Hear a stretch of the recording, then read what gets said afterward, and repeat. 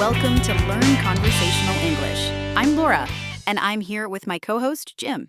Hey everyone, really glad you joined us today. If you're learning English, you are in the right place. So, this podcast is all about everyday conversation. We talk about normal things, things that happen in real life, and you just listen. You hear how real people speak. Exactly. And we're both Canadian, so you'll get a little bit of a Canadian flavor too, eh? Yes, you might hear a few A's along the way. That's very Canadian. But don't worry, we'll keep things simple and clear so everyone can follow along. And today's topic is Canadian life and the four seasons. Because honestly, here in Canada, the seasons are a big deal, like really big. They really are. The weather changes so much throughout the year, it kind of shapes everything we do. What we eat, how we spend our weekends, even our moods. Totally. So we thought this would be a great way to talk about everyday life in Canada and, of course, help you practice your English at the same time. Okay, so let's get into it. Should we start with which season? Jim, what do you think? I say we start with winter because, that's probably what most people think of when they think of Canada. Fair enough. Let's talk about winter. So, winter in Canada, where do I even begin?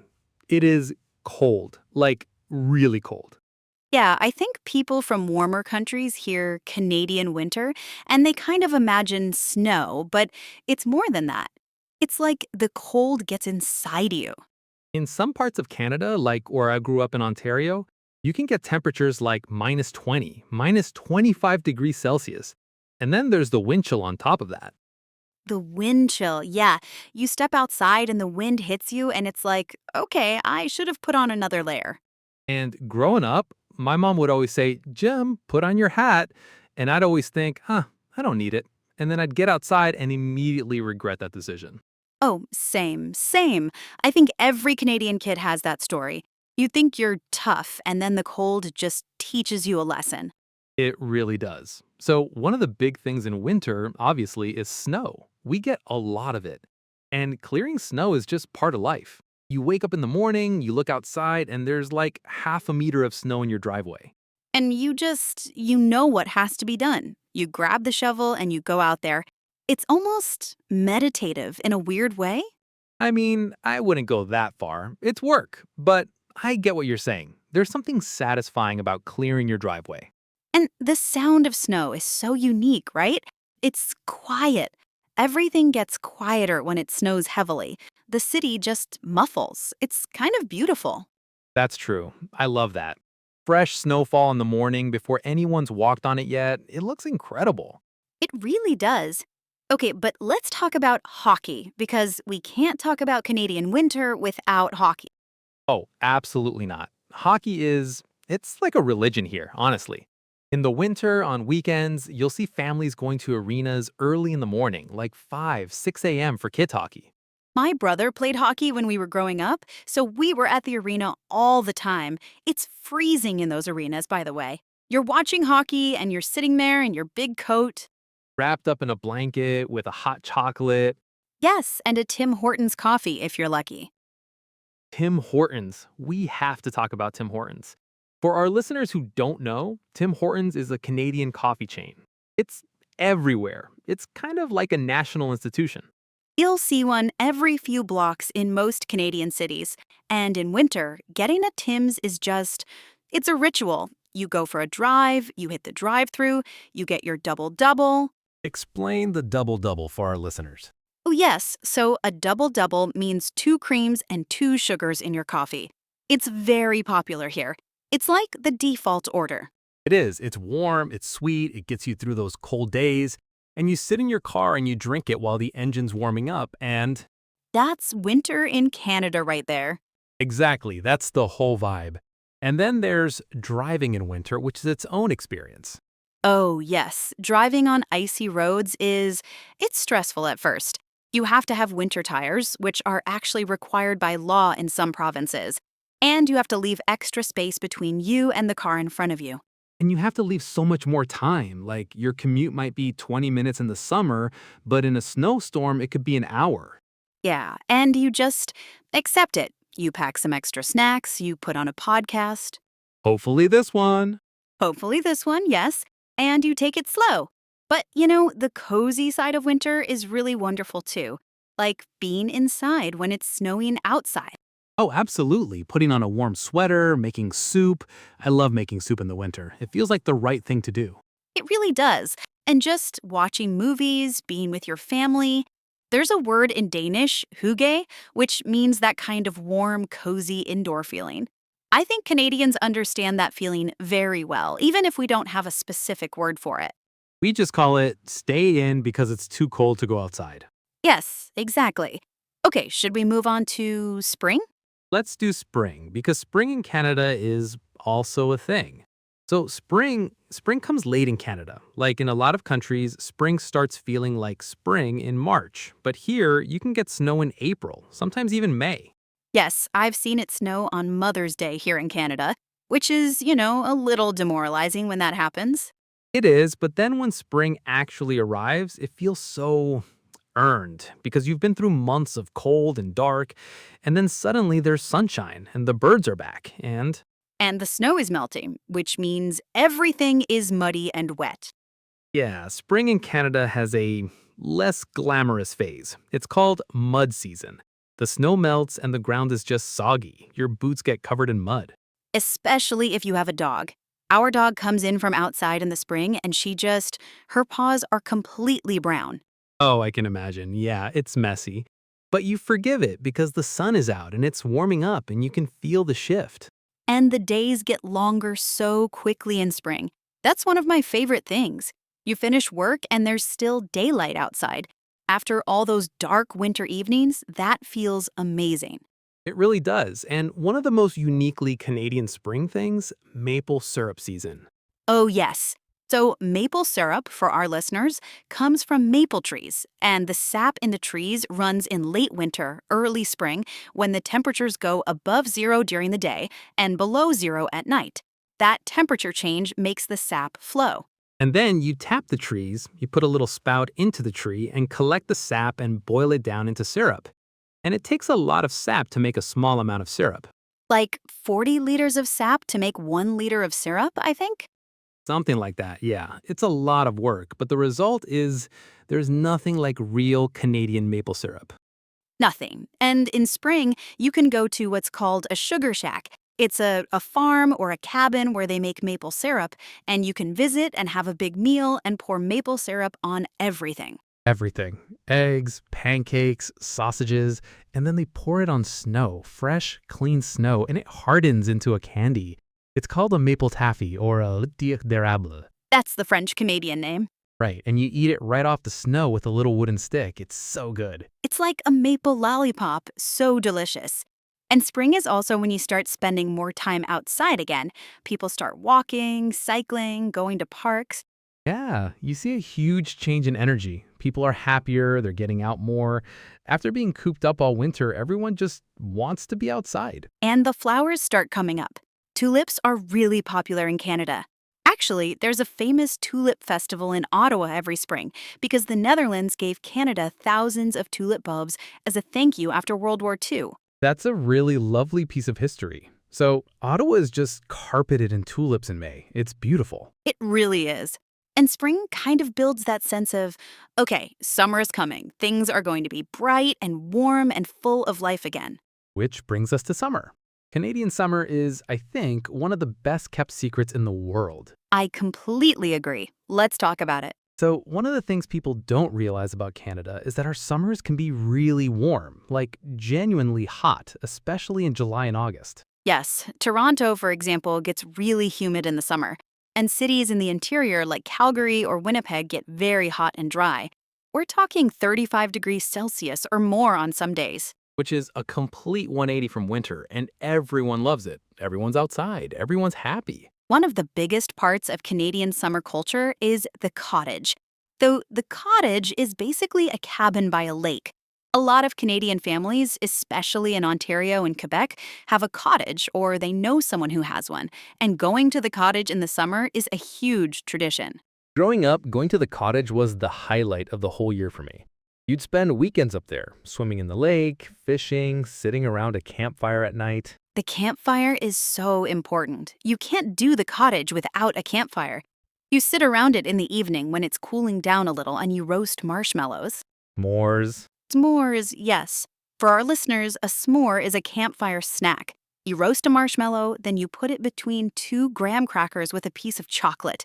It's Melts the chocolate and it's warm and sweet, and it sounds too simple, but it's just perfect. It really is. It's one of those things that perfectly captures the feeling of summer. And the lakes in Canada are stunning. Canada actually has more lakes than any other country in the world. We have something like 20% of the world's fresh water. That's a fact that always amazes me. So swimming and boating and kayaking are just part of summer life here. You wake up in the morning at the cottage, and it's quiet. Well, Quiet except for the loons. the loons. For our listeners, a loon is a Canadian bird. It's on our dollar coin. That's why we call our dollar coin a loonie.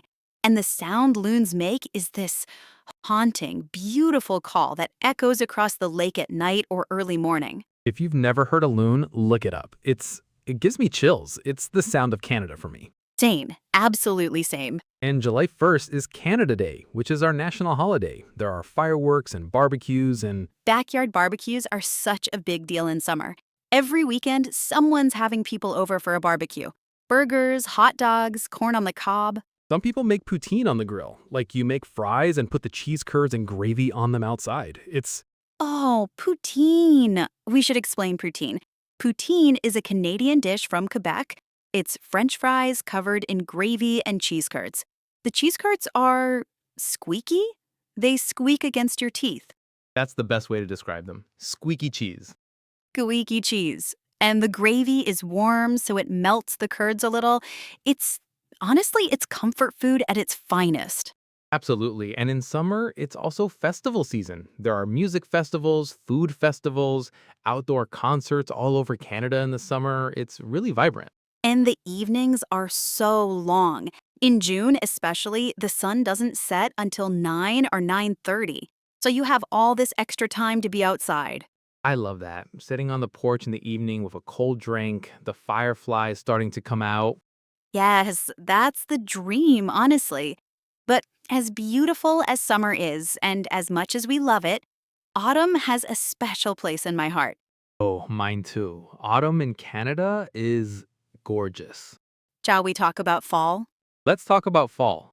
So, autumn, or fall as we often say in North America, starts around September and really peaks in October in most parts of Canada. And the colors. I mean, this is what Canada's famous for globally. The fall foliage, the leaves turning red and orange and gold. It's breathtaking, right? You're driving along a highway or walking through a park, and it looks like everything is on fire in the most beautiful way. And it changes so fast. One week the leaves are just starting to turn, and the next week they're fully red and orange and yellow. And then another week later, they're starting to fall. It's fleeting, which I think is part of what makes it so beautiful. You know you only have a few weeks to really enjoy it. Yeah, that feeling of appreciate it now because winter is coming. Exactly. And there are things people do specifically for fall, like apple picking. You go to an orchard and pick your own apples right off the trees. I love apple picking. You come home with way too many apples, and then you make pies and applesauce and cider. Apple cider is such a fall thing. Hot apple cider, especially, you warm it up with some cinnamon and cloves, and it smells incredible. And pumpkins, pumpkin patches, going to a farm and picking out your pumpkin for Halloween. Halloween is a big deal here, especially for families. Kids dress up in costumes and go trick-or-treating. That's when they go door to door asking for candy. And neighbors here really get into it. Some houses have amazing decorations, fake cobwebs and skeletons, and carved pumpkins with candles inside. Jack-o'-lanterns, yes. Carving pumpkins is such a fun tradition. You draw a face on your pumpkin and then scoop out the inside and carve it. And you can toast the pumpkin seeds with salt. Don't throw them away. They're delicious. Oh, good tip, yes. Okay, and we also have Canadian Thanksgiving in October. Unlike American Thanksgiving, which is in November, ours is the second Monday of October. And it's a harvest festival, essentially. Families get together and have a big meal: turkey, mashed potatoes, stuffing, cranberry sauce, And pumpkin pie. always pumpkin pie. And I think the feeling of Canadian Thanksgiving is very warm and quiet. Like, it's not as big or commercial as Christmas, it's more just a gathering. I like that about it. It's about being grateful, being together, eating good food. And the air in October. There's something about the smell of autumn: leaves on the ground, a little wood smoke in the air sometimes. Oh, the smell of dead leaves, that very specific earthy smell. I love it. It's very nostalgic for me. It takes me right back to being a kid raking leaves in the backyard. And then jumping in the pile. Obviously, you rake them into a big pile and then you jump in and scatter them everywhere and then you have to rake them all up again. Worth it every time. And, as beautiful as fall is, it does have that bittersweet quality. Like you said, winter's coming, the days are getting shorter again. You see the first frost on the grass in the morning and you think, okay, time to find my winter coat. Yeah, it's like the year is wrapping up and you just do it all over again. Which I think is one of the beautiful things about having 4 distinct seasons. Every season feels like a new chapter, a fresh start. I think that's really well put, actually. 4 chapters in a year, each one completely different from the last. So we've talked about all 4 seasons now. If you had to pick one favorite season in Canada, what would it be for you, Jim? Ooh, that's hard. I think, honestly, autumn. October specifically. I love the light in October. It's golden and warm, even though the air is cool. I feel exactly the same way. And I think fall also has this feeling of coziness. You can start pulling out your sweaters again, you're making soup and warm drinks, but it's not yet cold cold. It's just comfortable. Yeah, crispy air, warm light, perfect. What about you? Same, I think, fall. Though I have a soft spot for summer evenings, that late evening golden light when it's warm outside and you're sitting on a patio somewhere.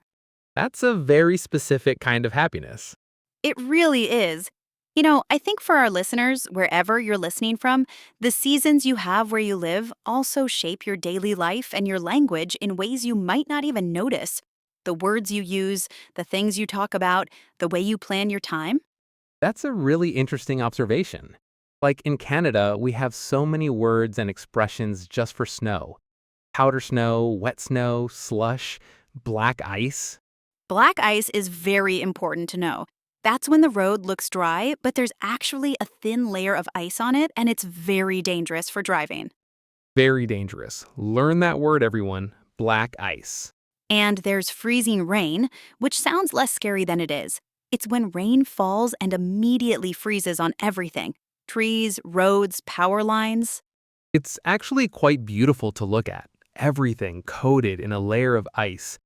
But it's also a little terrifying. A little terrifying, yes. Okay, I think that's a great natural endpoint for today's conversation. We've covered a lot. We really have, and I hope for our listeners, this has been a useful and interesting way to practice your English.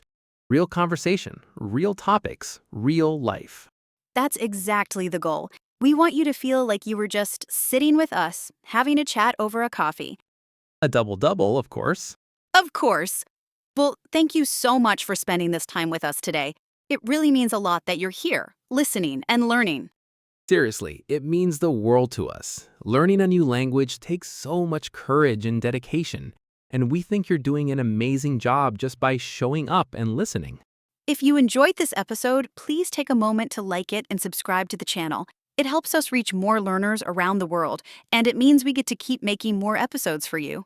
And if you have a topic you'd like us to talk about in a future episode, something from your own life or something you're curious about, leave us a comment. We'd love to hear from you. Until next time, take care of yourselves, keep listening, keep learning. And we'll see you in the next one. Bye for now. Bye, everyone.